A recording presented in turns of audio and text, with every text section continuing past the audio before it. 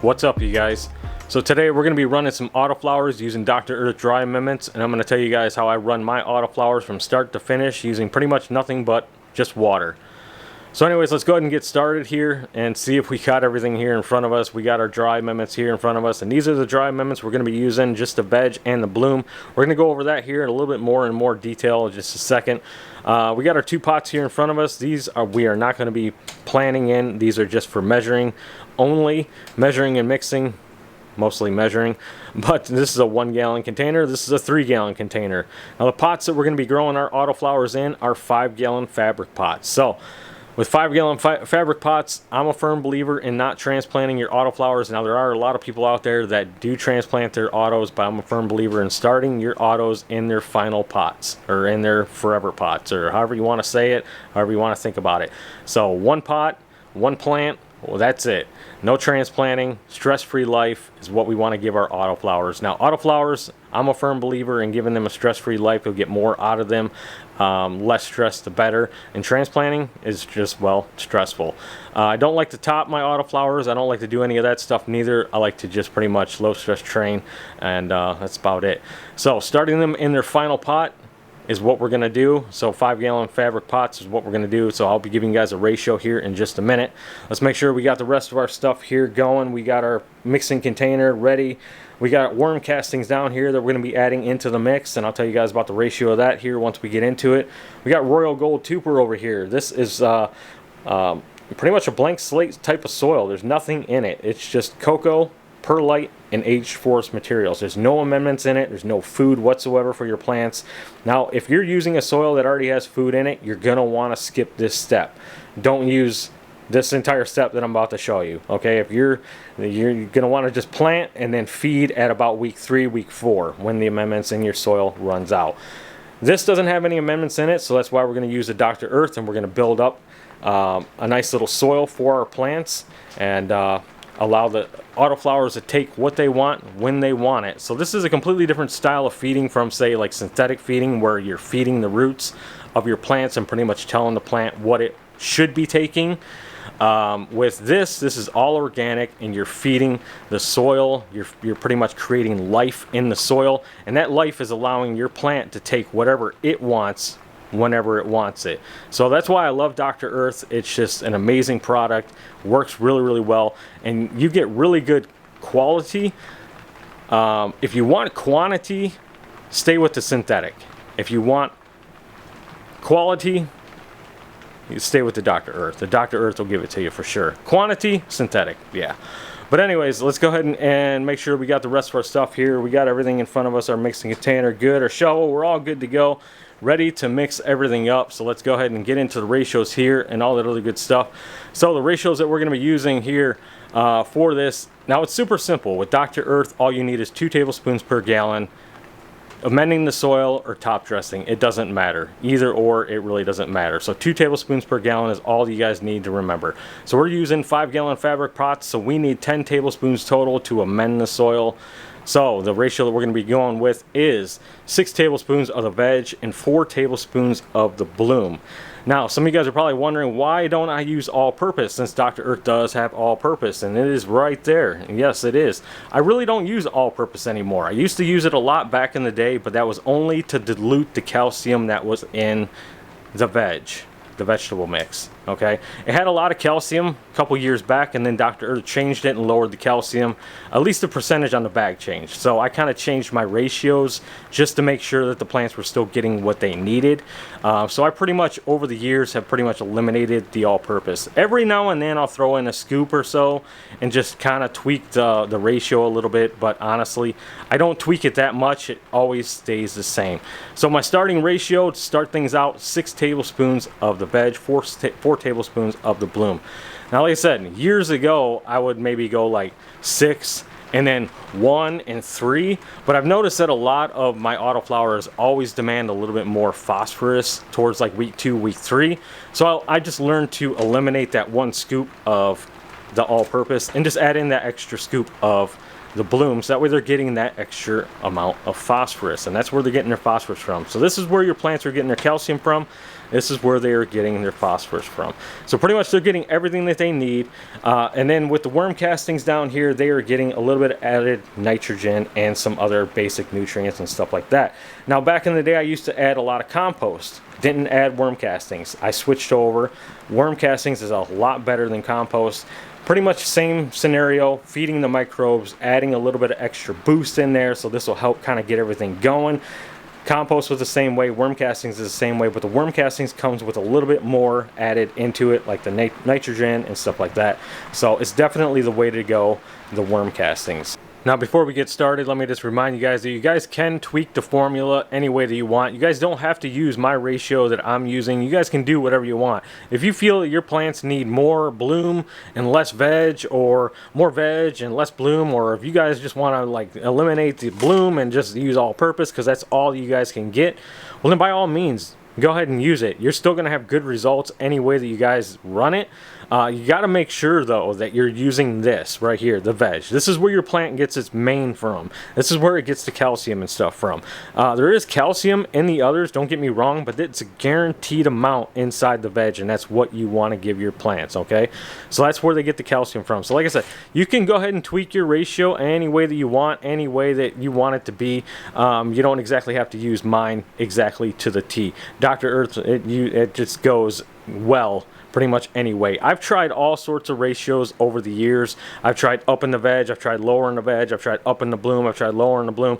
I've tried feeding more bloom at the end, I've tried feeding more veg at the end, you know, a flower and stuff like that. I've tried pretty much everything. So pretty much the ratio that I'm giving you guys right here is my best, the best that it really can get, I believe, with the Dr. Earth. Now I'm sure that there's other stuff that you guys can add, and with Dr. Earth you can add a bunch of other stuff. Dr. Earth works well with a bunch of other things, but there is stuff that you can add that would allow your plants to really excel and go to the next level. And like I said, Dr. Earth works well with all of that stuff, and I'm going to go over pretty much everything that I add to my plants, but the majority of what I add to my plants is just strictly nothing but water.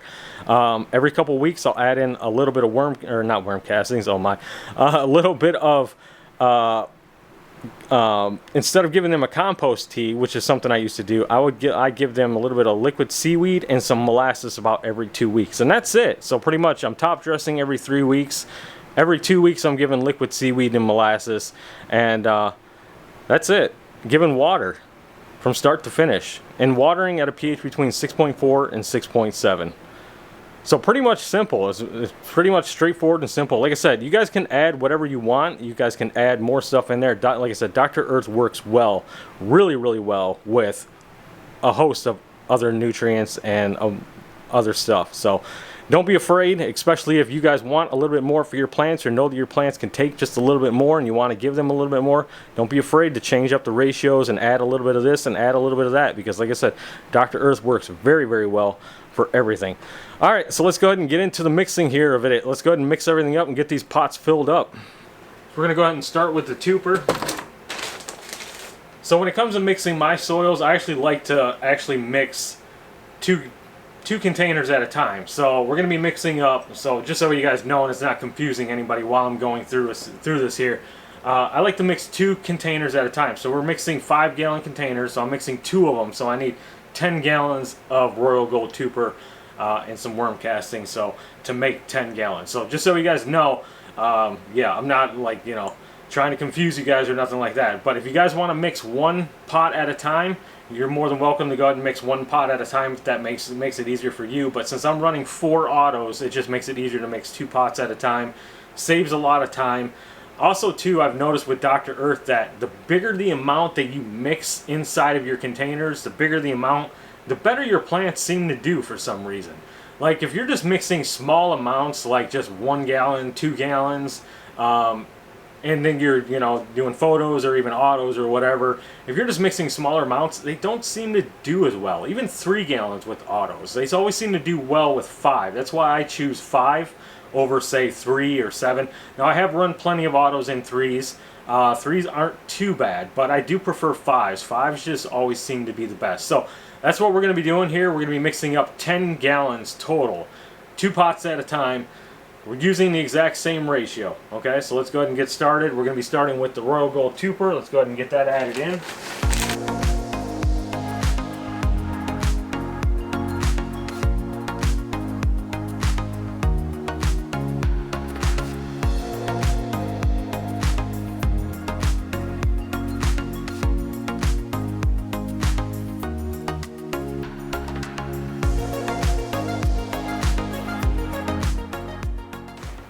Alright, so this will be number 9.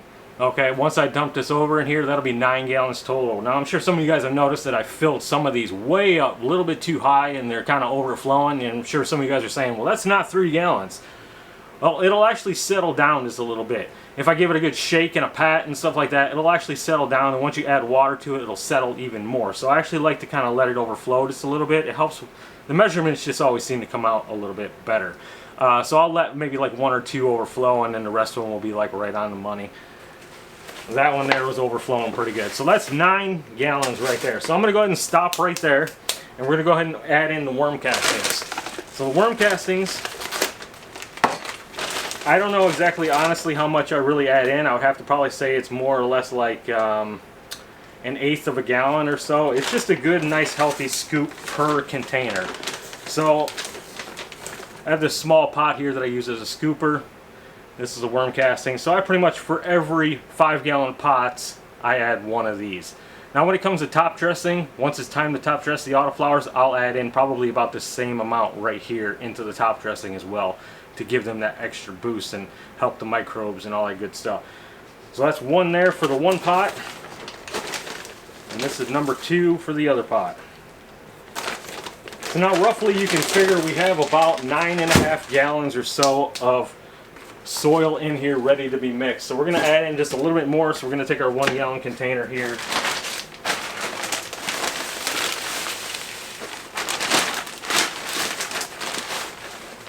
And roughly about 1 more.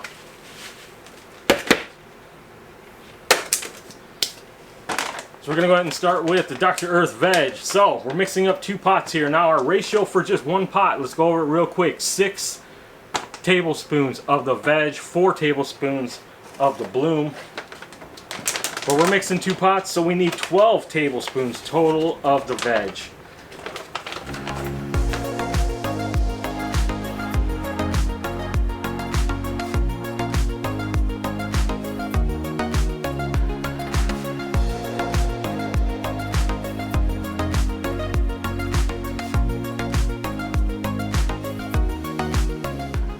Now, the ratio that we were using, 6 and 4, 4 tablespoons of the bloom. We're mixing 2 pots, so we need 8 tablespoons of the bloom. Now, when it comes to your teaspoons, now let me show you guys here, or your tablespoons, I'm sorry. When it comes to your tablespoons, you want to make sure that they're actual tablespoons, leveled off to the top. Now, don't try to cheat the system. Don't try to add so much that, you know, you thinking you're going to get a little boost and you're going to boost your flowers and stuff like that. You're only going to cause yourself problems by adding too much. And you can overdo it with organics. You can harm your plants, kill your plants, pretty much fry them out. I mean, this stuff can be very, very strong if you overdo it. So you definitely want to be careful. So don't try to cheat the system. Nice tablespoons. Leveled out with the top, not heaping. This is not a tablespoon, okay? That is not a tablespoon. That is an overflowing. That's like a tablespoon and a half. Now, by the time you get 8 tablespoons in, you're going to be at about 12 tablespoons, which means that you just created a hot soil, which means whatever seedling comes up in there and hits the right spot probably isn't going to survive no more. So let's go ahead and add in our 8 tablespoons of the bloom.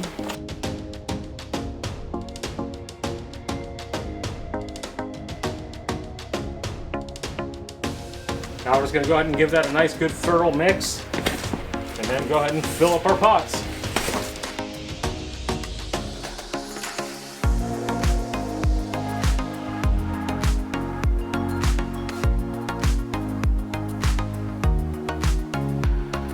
You want to also make sure that you break up any clumps of worm castings, clumps of your soil, anything like that. You want to make sure all that's broken up all nice and neat before you fill up your pots.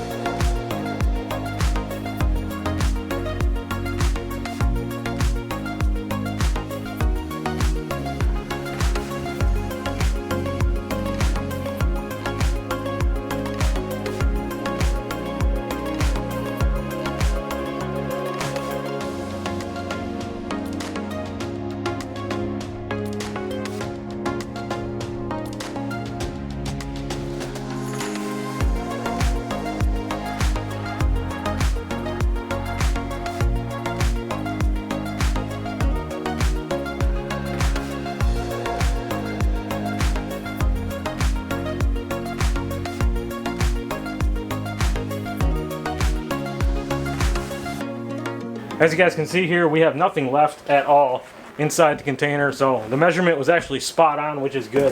Now ideally that's what you want, but sometimes you have just a little bit too much. Sometimes you have not enough. Now if you don't have enough, say you fill up your 2 5-gallon pots and you don't have enough and you're coming way down below the line, you're definitely going to want to add everything back into the container, add in just a little bit more of your soil, go ahead and remix, and then put them back into the containers and make sure they fill them up to the proper levels to make sure that your Dr. Earth ratio to soil is good, so you make sure that you're off to a great start with your autoflowers.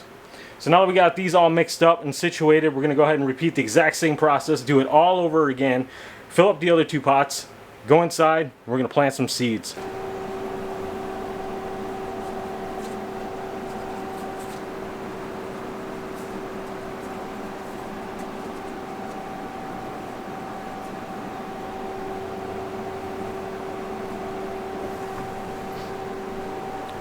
Alrighty, now that we got them all tagged, we're pretty much ready to go to plant some seeds. Now, normally I would just go ahead and just pop a hole, plant my seed, water, cover with a little cup as a little humidity dome to increase the humidity, spray it with some water, pH between 6.4 and 6.7, and wait about 3 to 4 days and I should have a seedling. But in this case, I'm not actually going to do that. Now, I'm sure some of you guys are probably like, well, wow, that's kind of strange. Normally you'd do that. Yeah, that's normally how I roll, and that's normally how I start my autos, my photos, all my plants, is just pop a hole and plant the seed. But in this case, I'm not going to do that, only due to the fact that I've had a lot of trouble germinating seeds lately, and I have a lot of loss. So I want to actually minimize the loss of soil, only due to the fact that I like to keep everything all on the same time. So everything's top dressed all at the same time, plants are all the same age. So what I decided to go ahead and do, instead of planting, which is what I'm not going to do right now, I actually decided to start them in cups, soak them in water. So from there, after I soak them in water, I will actually put them in a paper towel for about 24 hours. Once they develop a taproot, then I'll go ahead and go in, pop a hole about a ½ inch deep. I'll plant taproot down, seed up, seed shell up. I'll cover it over and then water it in between 6.4 and 6.7 and put that little humidity cup over top of it to increase the humidity, and then within about 24 hours or so we should have a seedling. So right now I'm just trying to make sure that I can get 100% germination, only due to the fact that the past couple auto runs that I've done, I haven't gotten 100% germination, and I really want everything to go off all at the same time for this run, because this run I feel is going to be a little bit better, a little bit special, if you will, especially with the way that I'm going to be doing things. Now, like I told you guys, that I don't like to stress out my autoflowers. I don't like to do anything like that. Now, you guys can do whatever you guys want to your autoflowers. Now, genetics have changed over the years, and autoflowers have actually grown a lot stronger and a lot more durable, if you will. So when it comes to topping and stuff like that of your autoflowers, you can pretty much do it. There are some that will actually take it and grow really, really well, but there's still some out there that really won't. Now, when it comes to like extreme things like mainlining and stuff like that, I don't do stuff like that. I've never tried stuff like that, but there are some people that do it and have really good results with their autoflowers. So it's really up to you as to how you want to do it. Now, when it comes to my autoflowers, low stress training, I'll just do nothing but just tying back some branches, trying to keep the stress as low as possible with these autoflowers, because like I said, they're on a timer. Once they come up, that's it. And they're going to flower when they want to flower, they're going to finish when they want to finish, and there's nothing you can do about it to change that or alter that. So you want to make sure that all of your conditions are favorable and just right, so you can get the most out of each and every one of your autoflowers. Now, the strains that we're going to be running in here are going to be OGKZ, Bubba Cheese, Bubba Kush, and Chocolate Mint OG. All these are autoflowers, and all these autoflowers are from HSO, Humboldt Seed Organization. That's kind of difficult for me to say. Humboldt Seed Organization. So what we're going to do is actually do a stress-free run. So no stress at all. I'm doing no low stress training. I'm just watering at a pH between 6.4 and 6.7. I'm giving them a little bit of extra food on the side, and that is it. That's all I'm going to do. I'm going to let all these plants grow totally natural. Now let's go ahead and talk about that extra food. Now, we went ahead and we amended the soil. Now, after amending the soil, once we plant the seeds and the seedling comes up, it's day number 1. So that pretty much starts to count for the pots.